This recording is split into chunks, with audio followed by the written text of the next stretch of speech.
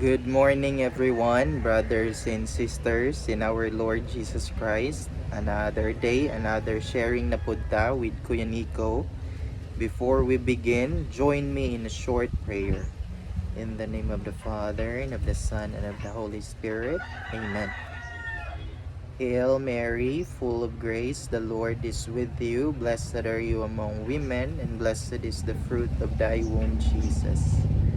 Holy Mary, Mother of God, pray for us sinners, now and at the hour of our death. Amen. In the name of the Father, and of the Son, and the Holy Spirit. Amen. Thank you everyone. Thank you Lord for another day. So, quick sharing ni Kuya Nico today will be taken sa once again sa atong Catechism of the Catholic Church, mga igsoon. No? So let's try to read, reflect, and meditate on the very teachings of our Holy Mother, the Catholic Church. So dinita sa page 20, number 29. Okay? Ingon din nga, but this intimate and vital bond of man to God can be forgotten, overlooked, or even explicitly rejected by man. This is very important mga igsoon. Kaya nga naman, number one, as we have been reflecting previously, nga the Lord wants us kitang tanan mga igsoon, no? Nga mga tao nga binuhat sa Ginoo, we have been created in the very image and likeness of our Lord. He created us out of love, and through love He continues to sustain us of our lives here on earth, mga igsoon, no? So unsa maingon din ang Ginoo gusto nga natay, number 1, intimate, number 2, vital bond or relationship diha sa iya, mga igsoon. So unsa man ni, after tagi-create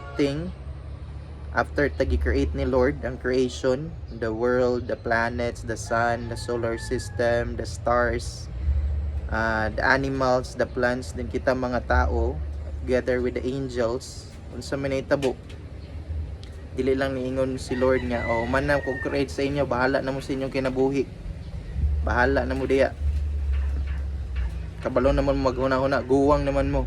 So dili na mo ang point ni Lord. Unsay point ni Lord? The Lord is saying nga, He wants kitang tanan mga tao has this, number 1, intimate.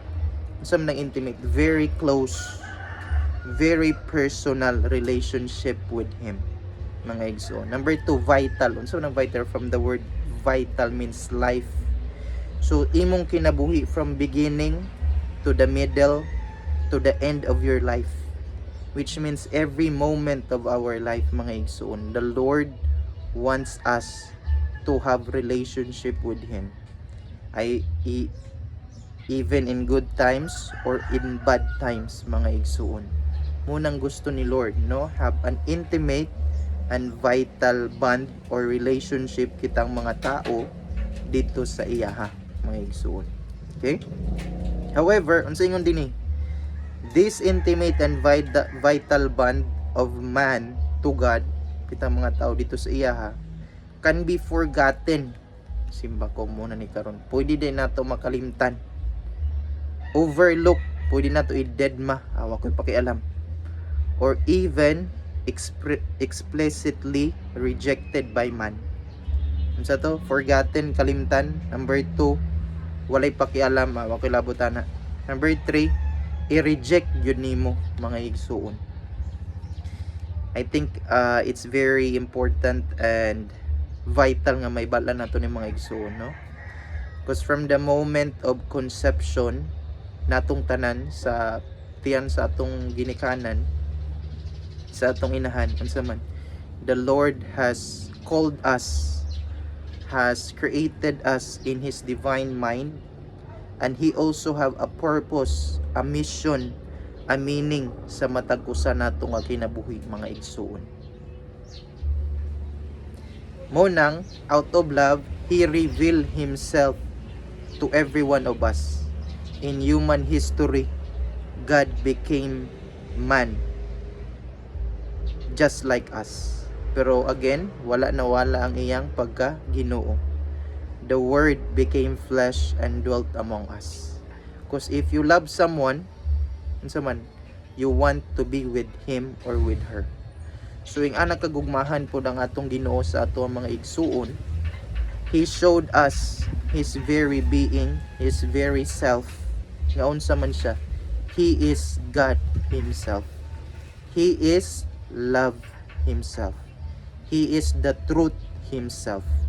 He is the happiness Himself that we are looking for, searching for here on earth, mga igsuon. We're thinking ang kamatuoran, kalipay, makita nato sa mga material nga bagay, mga igsuon, no? So nang we spend our time chasing after success, after money, after fame, after property, after wealth, after honor, pleasure, power, no?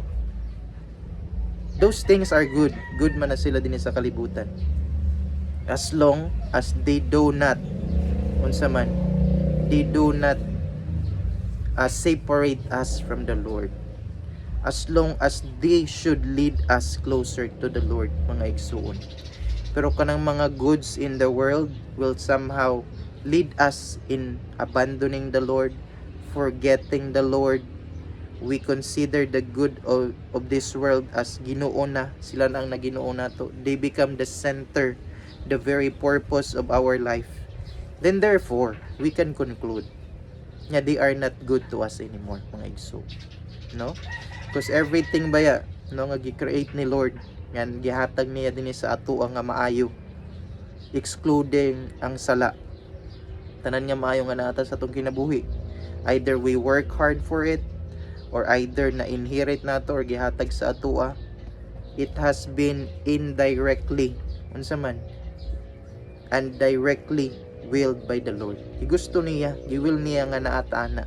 Nga naman, it's not only for ourselves, it's meant to be shared, mga igsuon, no?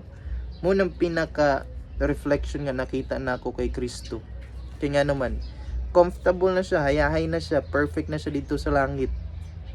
However, He came down here on earth. Hinaogid siya.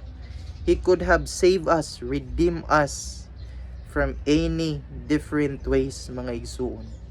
But He chose the very painful way, the very loving way, the very sacrificial way, mga igsuon. He saved us through the dramatic moment of dying on the cross, mga igsuon. Grabe ang Lord, no? Grabe ang iyang gugma sa ato, mga igsuon. Munang therefore, for us to know love and to give love and to fall in love and to show our love to others, we should know the love Himself, mga igsuon, which is our Lord Himself. The three divine persons, the Lord Jesus Christ Himself.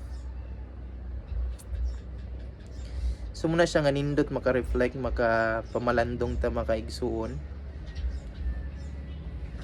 Nga I think the reason dagan problema, chaos, wars, panag-away sa kalibutan, sa pamilya, sa matag usa, is we have failed the real meaning of love, mga igsuon, no?